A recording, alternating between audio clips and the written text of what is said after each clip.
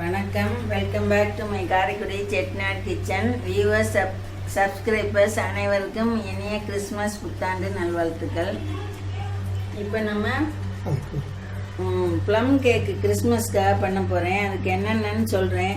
100 gram மைதா மாவு, அதுக்கு 150 gram ஜீனி, 50 தனியாக வச்சுருக்கேன், 100 கிராம் தனியாக வச்சுருக்கேன். இது வந்து கேரமலைஸ் பண்ணுறதுக்கு. இதை இப்போ அடுப்பில் போட்டுருவோம். அதுக்கு தண்ணி 1 ஸ்பூன் வேணால் ஊற்றணும். 1 ஸ்பூன் ஊற்றிக்கிறேன். லேசாக கொஞ்சமாக ஊற்றி கருக வச்சு இந்த பழத்தெல்லாம் அதில் ஊற வைக்கணும். நான் காமிக்கிறேன். இதெல்லாம் அளவு சொல்லிடுறேன். இது 150 கிராம் ஜீனி, 100 கிராம் மைதா மாவு, இது 50 கிராம் கருப்பு திராட்சை தான் இதுக்கு அவசியம் போடணும். கருப்பு மஞ்சளும் இது 50 கிராம், இது 50 கிராம். பாதாம் முந்திரி 50 கிராம். இது எல்லாம் மொத்தமாக சேர்த்து 4 கலர் இருக்குது. 4 கலரும் சேர்த்து பச்சை, மஞ்சள், orange, rose, 50 gram tutti frutti, 2 முட்டை, 2 டேபிள் ஸ்பூன் வெண்ணெய், 5 பிரெட் ஸ்லைஸை மிக்சியில் கொஞ்சம் கொஞ்சம் சின்ன பீஸாக எடுத்து போட்டு முணுக்கி வச்சுருக்கேன். இதுக்கு வந்து 2 பட்டை, 4 ஏலக்காய், 3 கிராம்பு ஜீனியோட போட்டு முணுக்கிட்டு வரணும். ஜீனியோட போட்டு முணுக்கிட்டு வந்துடுறேன். இதை 1 ஸ்பூன் வெனிலா எசன்ஸ் போடணும். பேக்கிங் பவுடர் ஒரு டீஸ்பூன், 1/2 ஸ்பூன் பேக்கிங் சோடா, அதை நான் எடுத்துக்கிட்டு வரேன். வெண்ணெய் சொல்லிட்டேன், 2 டேபிள் ஸ்பூன். கொஞ்சம் உருக்கி சேர்த்துக்கணும். இது பேக்கிங் சோடா. முதல்ல நம்ம இந்த கேரமல்ஸில் ஊற வச்சிருவோம். 1/2 மணி நேரம் ஆகணும்.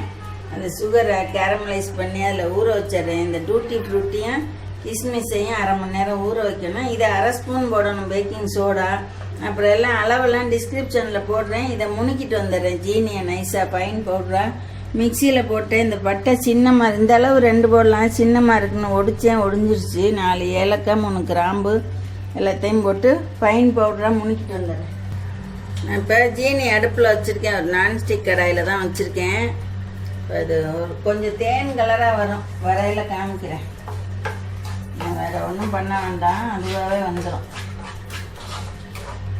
கலர் காண்டி தான், ப்ளம் கேக்குக்குள்ள கலர் காண்டி.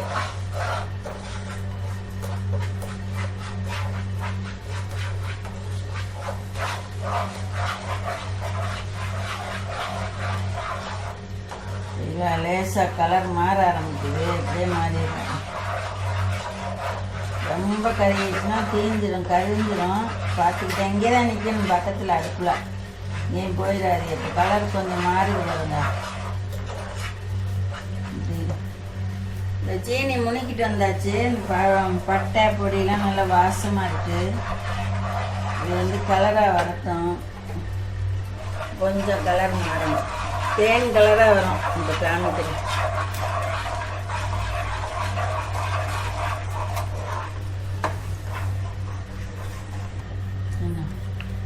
இது இந்த ஃப்ரூட் நட்ஸு 2ஐயும் மைதா மாவு 1 ஸ்பூனில் போட்டு பரட்டி வைக்கணும். அப்போ தான் உங்களுக்குள்ள உள்ளே போயிடாமல் இருக்கும். நம்ம கேக்கில் அதுக்காக போட்டு லேசாக பரட்டி வச்சுக்கலாம்.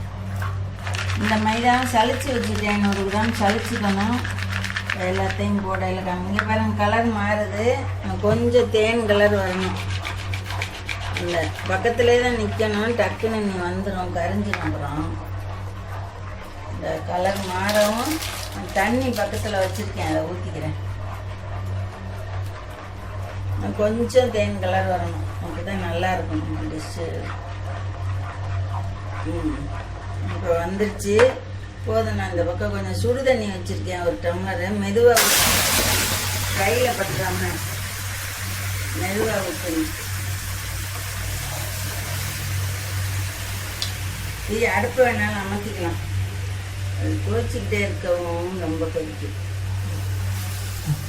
சுடு தண்ணி வெதுங்கிற தண்ணி ஊற்றினா போதும். இப்போ கொதிக்க வச்சுக்கலாம். கொதிக்க வச்சுக்குவோம். இதில் வந்து இந்த நட்ஸ் எல்லாம் போட்டு ஃப்ரூட்ஸ் மட்டும் போடணும். நட்ஸை பரட்டி தான் வைக்கணும். இந்த 5 நிமிஷம் கொதிக்கட்டும். இதெல்லாம் போட்டுக்குவோம். டூட்டி ஃப்ரூட்டி இப்போ கொதிச்சிருச்சு பாருங்க. கலர் மாறிடுச்சு அந்த சீனி. டூட்டி ஃப்ரூட்டி போட்டுக்கிறேன். எல்லாத்தையும் போட்டு ஒரு 10 நிமிஷம். இது கருப்பு திராட்சை, மஞ்சள் திராட்சை, நட்ஸ் எல்லாம் நிறைய போடுறதுனால நல்லாயிருக்கும். நீங்களும் இது போல் செஞ்சு பாருங்கள் ஒரு தரம் அவசியம். நம்ம வீட்டிலே செய்கிறது நல்லா நிறைய செய்யலாம் வெளியில் வாங்குறதுக்கு. இது நல்லா ஒரு 5 நிமிஷம் கொதிக்கட்டும், அதில் வேகணும், அப்போ தான் நல்லா ஊறும். ஒரு 5 நிமிஷம் கொதிக்கட்டும். கொதிக்க விட்டு ஆஃப் பண்ணிக்கிறேன். இதில் செரி வேணாலும் போட்டுக்கலாம், பிக்கு அந்த அத்திப்பழம்னு சொல்லுவாங்கல்ல அது வேணாலும் போட்டுக்கலாம். அது இல்லை என்கிட்ட, பிஸ்தா பருப்பும் இல்லை, இருந்தால் அது கொஞ்சம் போட்டுக்கலாம். நான் இல்லை இருந்ததை போட்டேன். இதெல்லாம் வாங்கிட்டு வந்தேன், கருப்பு திராட்சை வெள்ளையெல்லாம். பிஸ்தா வாங்கலை, நீ கடைக்கு போக முடியாது, வாங்கலை. நல்லா 5 நிமிஷம் கொதிக்கட்டும். ஒரு அரை மணி நேரம் இதில் ஊறணும். ஊறினாதான் இந்த பழம்லாம் வேணும்னா சரி. 10 நிமிஷம் இப்போ நல்லா 10 நிமிஷம் கொதிச்சிருச்சு. சத்தை இறக்கி மூடி வச்சிட்றேன். அரை மணி நேரம் இதில் ஊறட்டும். இந்த பழமெல்லாம் கரெக்டாக வந்துடும். இந்திலாம் ஒயினில் தான் ஊற வைப்பாங்க, நம்ம அது பழக்கம் இல்லை. அதனால வேணால் நீங்கள் திராட்சை ஜூஸ், இந்த தண்ணி ஊற்றினோம்ல அப்போ திராட்சை ஜூஸ் வேணால் ஒரு டம்ளர் ஊற்றிக்கோங்க, இதுவே நல்லாயிருக்கும். இப்போ எல்லாம் கலந்துக்கிறேன். 10 நிமிஷமாக ஊறணும். இது மைதா சளிச்சிட்டேன், 100 மைதா. இது வந்து ஜீனி, பட்டை, கிராம்பு, ஏலக்காய் முணுக்கின பொடி. இப்போ நம்ம ப்ரெட்டு 5 ஸ்லைஸை நல்லா முணுக்கி வச்சுருக்கேன். 1 கப்பு, இந்த 250 கப்பால் 1 கப்பு வருது பாருங்கள்.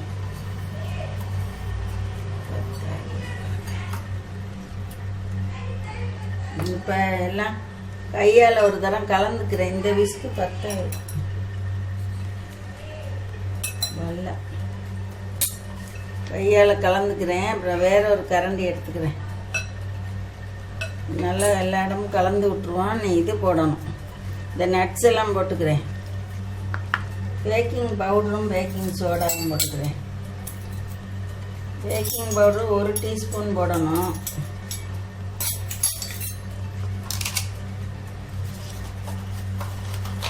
ஃப்ரிட்ஜில் வைக்கிறதுனால இதுலையும் கொட்டல் அப்படியே வச்சுருக்கேன்.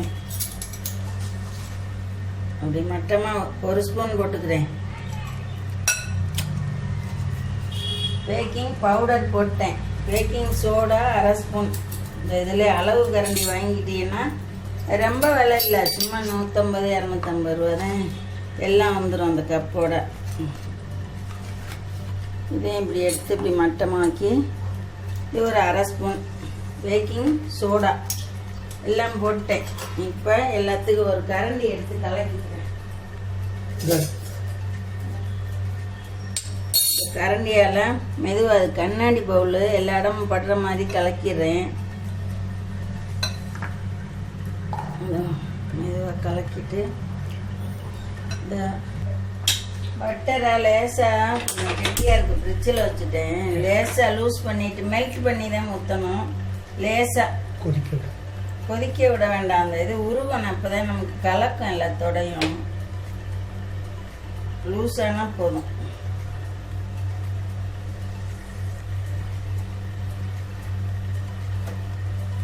இப்படி வச்சிருவோம். கொஞ்சம் இந்த சூட்டுக்கு நல்லா உருகிடும். இப்போ ஊற்றிடுறேன்.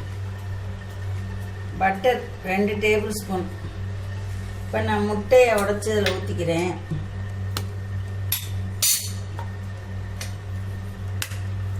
ரெண்டு முட்டை.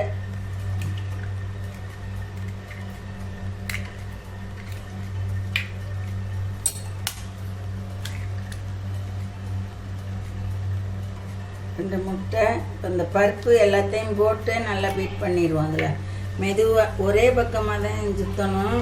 நம்ம கெடியாரம் ஓடுதில் கிளாக் வைஸில் இந்த பரட்டிக்குவோம். இதையும் போட்டுக்கிறேன். இந்த மைதா டஸ்ட் பண்ணி வச்சுருக்கோம்ல, இந்த முந்திரி பாதாம் அதையும் போட்டு நல்லா கலந்துக்குவோம்.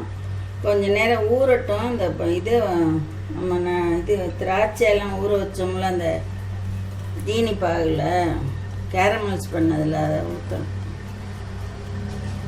அதை ஊற்றி நல்லா கலக்கணும். கெட்டியாக தான் இருக்கும் இது. இப்போ வெனிலா எசன்ஸு 1 ஸ்பூன், 1 டீஸ்பூன் இந்த ஸ்பூனால் ஒரு ஸ்பூன் ஊற்றிக்கலாம்.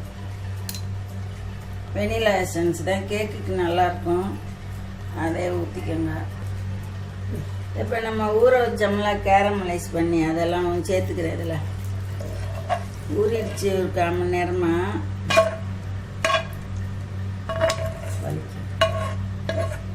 ஒழிச்சு போடுறேன். இதெல்லாம் நல்லா ஊறிடுச்சு, கொஞ்சம் சூடாக இதை கலக்கிட்டு இட்லி பாத்திரத்தை இந்த பக்கம் சூடு வச்சுக்கலாம். பாருங்க, அப்படி ஆன்டி கிளாக் வைஸில் தான் கலக்கணும். கிளாக் வைஸில் கடிகாரம் ஓடுதலாம். Clockwise, anticlockwise எப்படி வேணாலும் சுற்றலாம், ஆனால் ஒரே பக்கமாக சுற்றும். இந்த மாதிரி மிக்ஸ் பண்ணிக்கணும். கண்ணாடி பவுலில் பார்த்து ஏதோ ஜாக்கிரதையாக மிக்ஸ் பண்ணணும். இந்த மாதிரி தான் திக்காக தான் இருக்கணும். நான் ஒரு இது கேக்கு ட்ரே ரெடி பண்ணி வச்சுருக்கேன், காமிக்கிறேன். அதில் பட்டர் பேப்பர் போட்டு பட்டர் தடவி வச்சுருக்கேன். தடவி வச்சுக்கலாம். ஐயோ, தடவணும். கொஞ்சோண்டு நெய் தடவிக்கிறேன். லேசாக அந்த பக்கம் ஓரமெல்லாம் தடவிக்கணும். எல்லா இடத்துலையும் தடவிட்டு இந்த பட்டர் ஷீட்லேயும் தடவணும்ப்பா, அப்போ தான் எனக்கு அர்த்தம். பட்டர் பேப்பர் வாங்கிட்டு வந்து இந்த ரவுண்டாக கட் பண்ணியிருக்கு, அதுலேயும் உள்ளே தடவிட்டு ஒட்டிக்கணும். இந்த பேப்பர்லையும் ஓரத்தில் தடவிட்டு ஒட்டி விடணும். அப்போ தான் இந்த, இல்லைன்னா நிறைய நட்ஸ் இருக்கிறதுனால பிடிச்சிக்கிட்டுரும். அப்படி ஒட்டி விட்டோம்னா கேக்கு எடுக்கையில் நமக்கு அழகாக வந்துடும். லேசாக மைதா தூவி டஸ்ட் பண்ணிக்கலாம். அதில் இந்த தடவுறாக பாருங்க, இந்த பேப்பருக்கெல்லாம் எல்லா இடமும் தடவி அந்த பேப்பர்லையும் ஒட்டி விட்டுருணும்.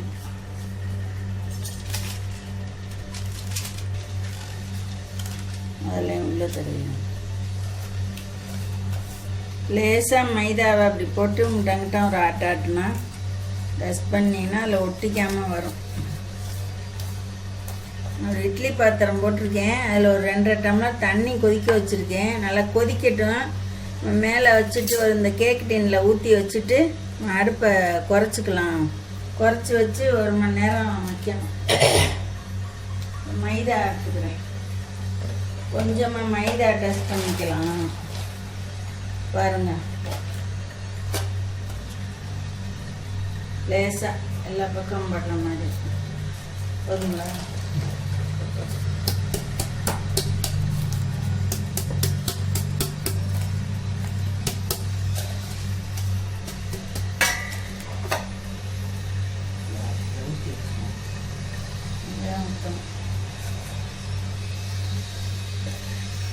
இந்த இப்போ இந்த கேக்கு டின்னில் ஊற்றுறாங்க பாருங்க, பார்த்துக்கோங்க.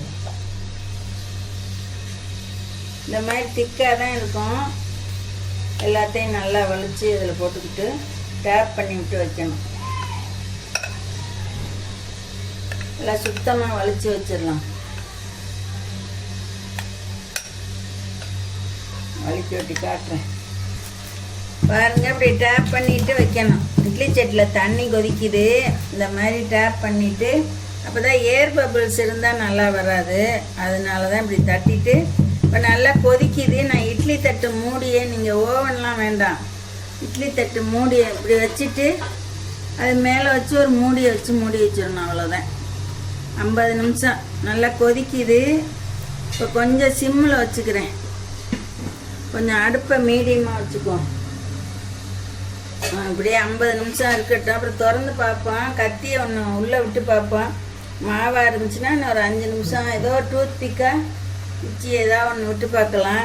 ஒட்டாமல் வரேன்னா 50-55 நிமிஷம் ஆகுன்னு நான் காட்டுறேன், வேகட்டும் காட்டுறேன். இப்போ பாருங்கள், நம்ம வச்சு 55 நிமிஷம் ஆயிடுச்சு. எடுப்போம், வெந்துருச்சான்னு பார்ப்போம். கேக்கு பாருங்கள், இவ்வளோதான் வச்சோம் மாவு, இவ்வளோ எலும்பி வந்துருச்சு. அதனால் நீங்கள் முக்கால் தான் ஊற்றணும், அதுக்கு மேலே ஊற்றக்கூடாது. இந்த மாதிரி விட்டு பார்க்கணும் ஒரு கத்தியை விட்டு, அதில் ஒட்டாமல் மாவு இந்த இடத்துல மாவு வருதான்னு பாருங்கள். மாவு வரல, நல்லா வெந்துருச்சு. நான் ஆஃப் பண்ணிக்கிறேன் அடுப்பை.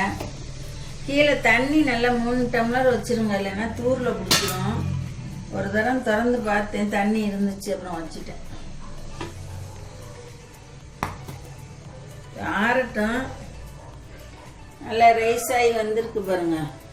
ஒரு அரை மணி நேரம் இது கலர் கலரும் நல்லா அழகாக வந்திருக்கு.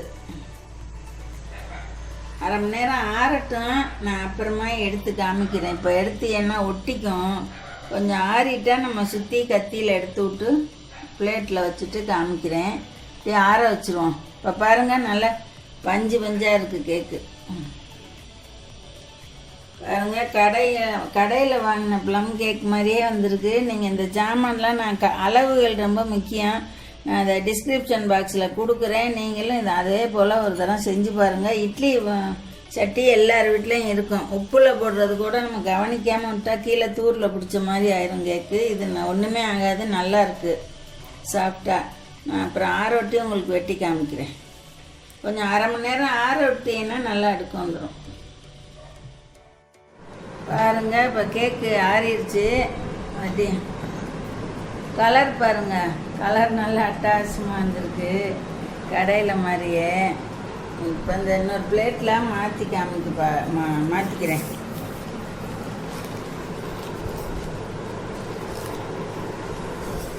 இப்போ அழகாக வந்துருச்சு பாருங்க, சூப்பராக. இந்த பேப்பரை நம்ம அப்படியே எடுத்துக்கலாம். இங்கே சட்டியில் உள்ளத்தி கூட ஒட்டலை. உண்மையிலுமே நல்லா வந்துருச்சு. கடையில் வாங்கினோன்னு சொன்னாலே நம்பிடுவேன். நம்ம வீட்டில் பண்ணோம்னா அது நம்ப மாட்டேன். அவ்வளோ அருமையாக வந்துருச்சு. இந்த பேப்பர்லாம் இப்படி எடுத்துடலாம். இங்கே பாருங்கள், யாரும் பர்த்டேனா கூட நீங்கள் இப்படி பண்ணி கொடுக்கலாம். கடையில் 450-500 கொடுத்துல வாங்கணும். அது நட்ஸெல்லாம் இது நிறைய போட்டிருக்கு.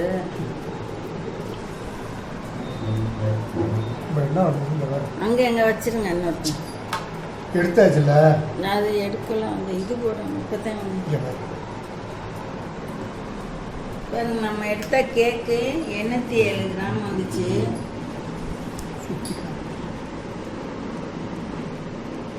இங்கே பாருங்க, நல்லா எல்லா பக்கமும் பாருங்க, நட்ஸு நல்லா தெரியுது.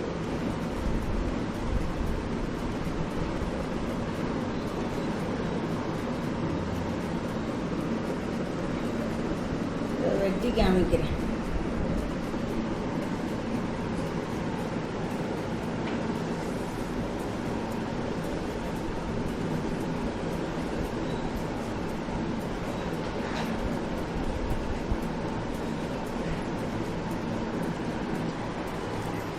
கேக்கை வெட்டிக்கிட்டு இருக்காங்க.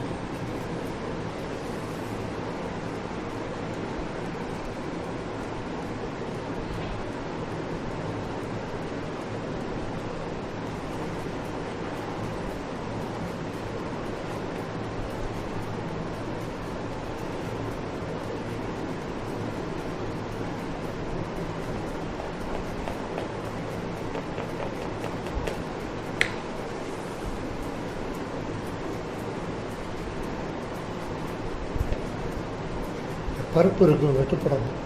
பருப்பு இருக்கிறதுனால ஏதோ வெட்டணும். நிறைய போட்டோம்லாம் நம்ம நட்ஸெல்லாம் எதுவாக பொறுமையாக தான் எடுக்கணும்.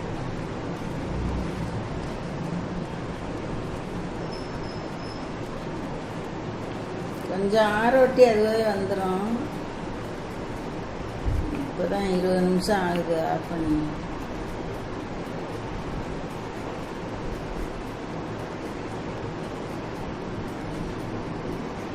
இங்கே பாருங்கள், வெட்டியாச்சு கேக்கு. ப்ளம் இந்த இதெல்லாம் பழமெல்லாம் போட்டோம்ல, எல்லாம் அப்படியே நல்லா அழகாக தெரியுது பாருங்கள். கொஞ்சம் ஆறட்டும்.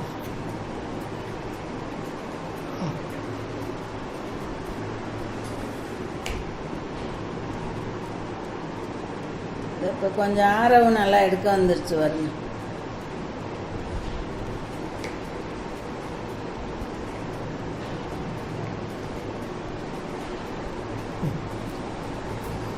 எல்லாம் கிறிஸ்மஸ்க்கு இது போல் கேக் செஞ்சு கொண்டாடுங்க. அனைவருக்கும் இனிய கிறிஸ்மஸ் புத்தாண்டு நல்வாழ்த்துக்கள்.